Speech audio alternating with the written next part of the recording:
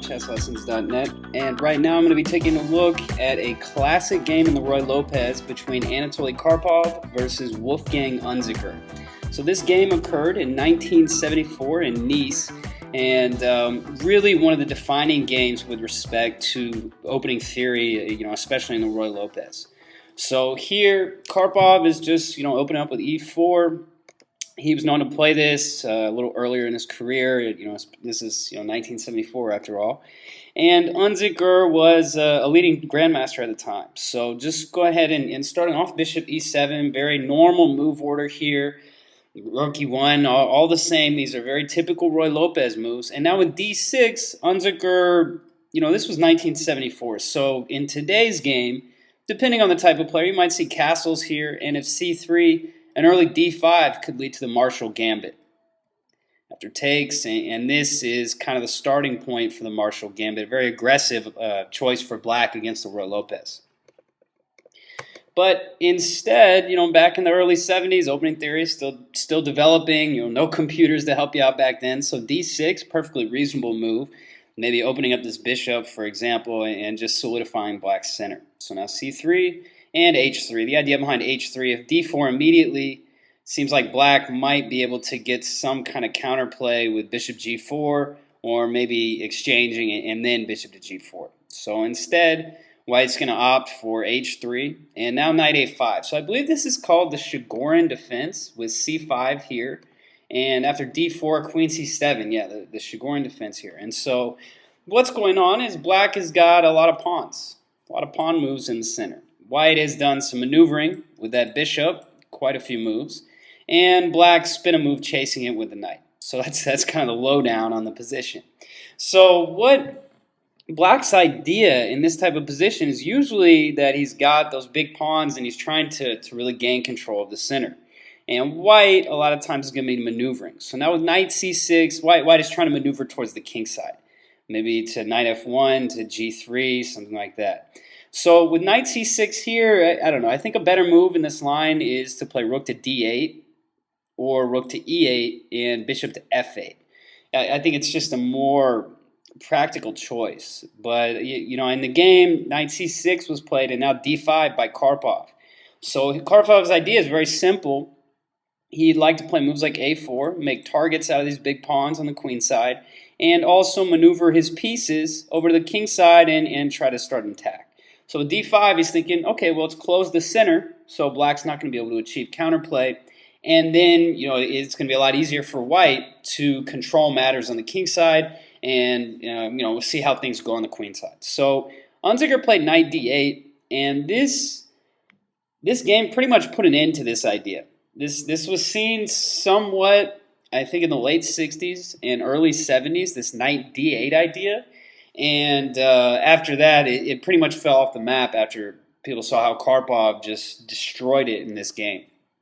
So a better move, I think, would be knight to b8, where the knight can remaneuver back to d7, where it's going to be able to go to b6, c5, or even towards the king side as well. So from d7, a much more flexible move. But knight to d8, this just clogs up all of black's position.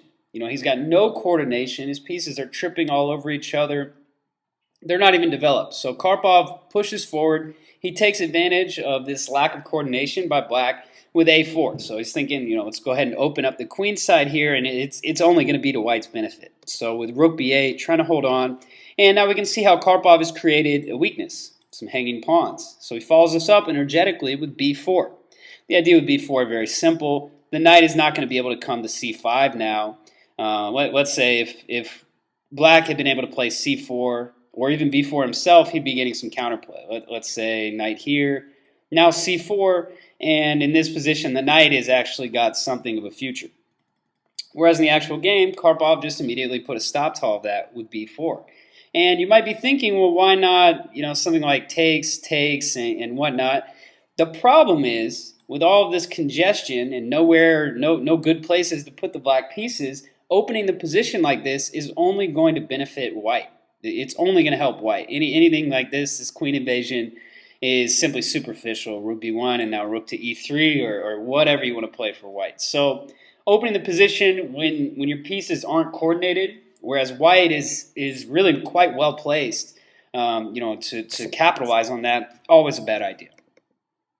So instead, knight to b7, black is trying to get in where you get in where you fit in. He's trying to figure something out.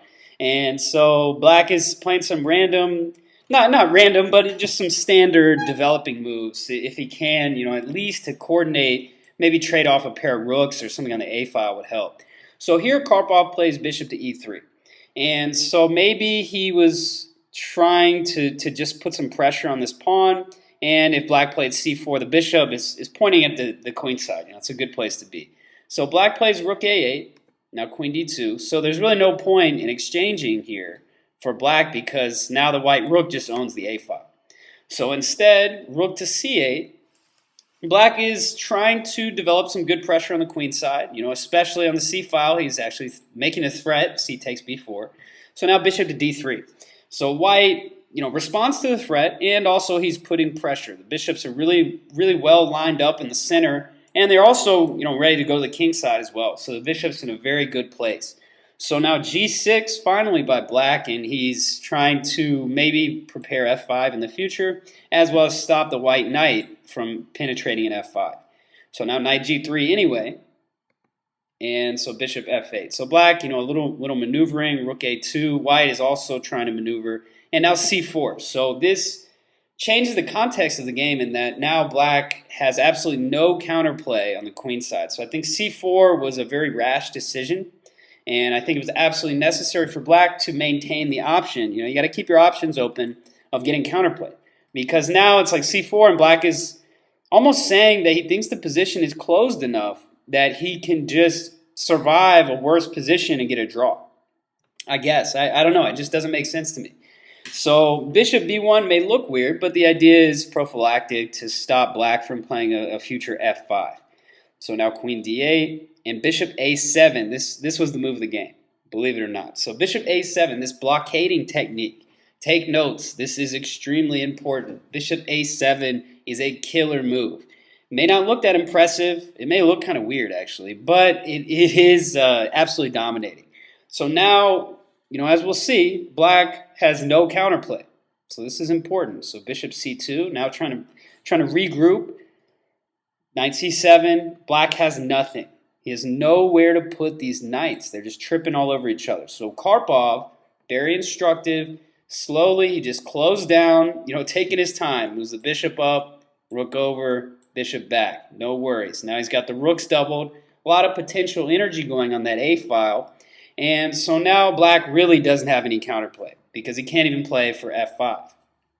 Also, he's always got to be on the lookout for any tactics by white, on this exposed a file.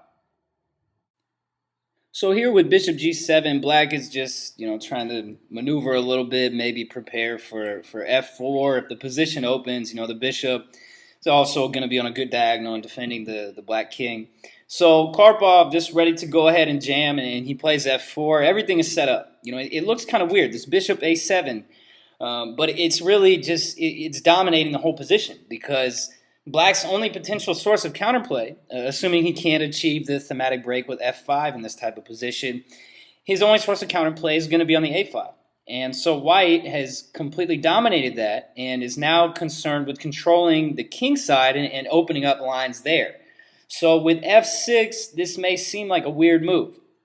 And I think this is just, a testament to how good Karpov was in prophylactic thinking, because he's tied down all black's pieces. Look at the knights, the bishops. What are these pieces doing on the queen? They're not doing anything. So it doesn't make any sense. While white doesn't have a ton of pieces on the king side, he does have some. The two knights, the queen's ready to jam, and not to mention this bishop. The rook can also slide on the second rank. The bishop could come back as well.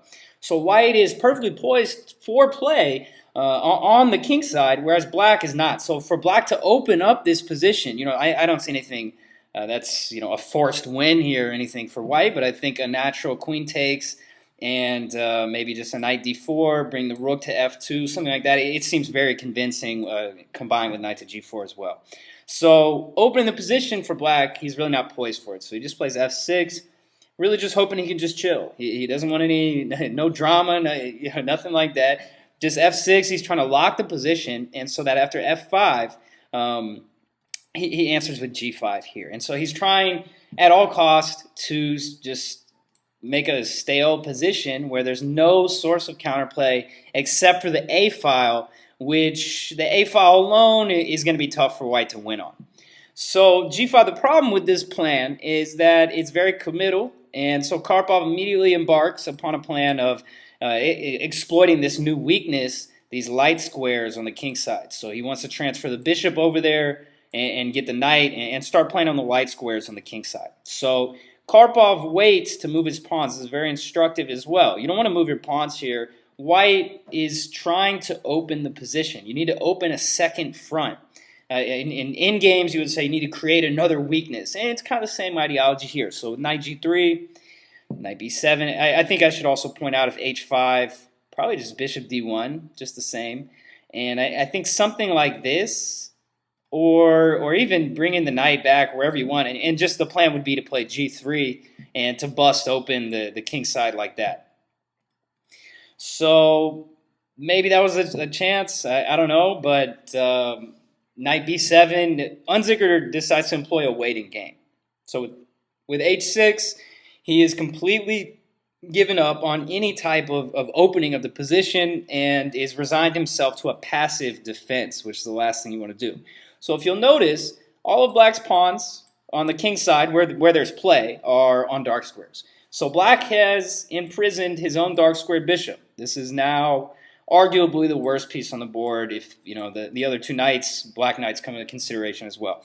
But with all the pawns on dark squares, what that's going to mean is the light square bishop for black, that's going to be one of his best pieces here because it's going to be working with his pawns. The light square bishop is, at the very least, defending the entry point on h5. So Karpov, he spots it right away. And against queen e8, now queen d1. And just the same thing. The queen, the black queen as well, is going to be serving to protect these light squares. So Karpov, he picks up on it and wants to trade off his opponent's best pieces. So now rook a3, and I think this is around move 38 or something. So I think Karpov just repeated a few moves to gain some time on the clock towards the time control at move 40. So now knight g4, nice little tactic. This just doesn't work. This discovered check here, no dice for black. So instead, knight g4, Karpov centralizes the knight with a little tactic, kind of messing with his opponent as well. And Unzicker has nothing. He literally has no productive moves in this position. He's trying to keep this knight over here on the king side. This knight is trying to hold on to this rook on a8. And meanwhile, white's pieces are all perfectly coordinated. The bishop is used as a blockading tool. Meanwhile, this rook is ready to just dice it over to the king side. And so now Karpov, nothing else to improve in the position, really. So he exchanges. Now queen h5, knight d8 again. And so now queen to g6. And so queen g6, it might seem weird. Why would Karpov want to trade pieces if he's got more space? Because black is cramped. But in this kind of closed position, these small things are going to be even more pronounced. And so now with knight h5, and in this position, Unzicker literally resigned because he felt that he was in zugzwang, that he had no productive moves. White was only going to continue pretty much bullying him around. With moves like knight g4, building pressure on f6, which would become indefensible. And if exchanging, now this knight can't even come here. e6 is, it's just a nightmare for black. So this kind of passive defense, this is the price. Let's say if knight, nothing works. Black just literally doesn't have a move. It's absolutely incredible. There's no way to protect f6. Queen here, just knight g4, and there's just. It's incredible. How Karpov just does this stuff to kind of is just absolutely nuts. Also if queen e7, you could be creeping in with the queen and busting, now picking up anything. White has everything. Absolutely incredible game by Anatoly Karpov in his prime in 1974. Really just showing, how to play the Ruy Lopez, that patient prophylactic strategy, just creeping all over the board. And, you can't fault Unzicker. His opening choice was not very good. Bringing the knight back to d8 in the Ruy Lopez, this should be avoided usually, in the majority of cases. So Karpov now making that weakness on b5, just closing the position with b4. Really good time for that. And you definitely, what you want to take away from this game, if nothing else, is this blockading concept, stacking that bishop on a7, neutralizing all black counterplay until white can just gain space and open the kingside. So this is Will Stewart from OnlineChessLessons.net, and thanks for tuning in.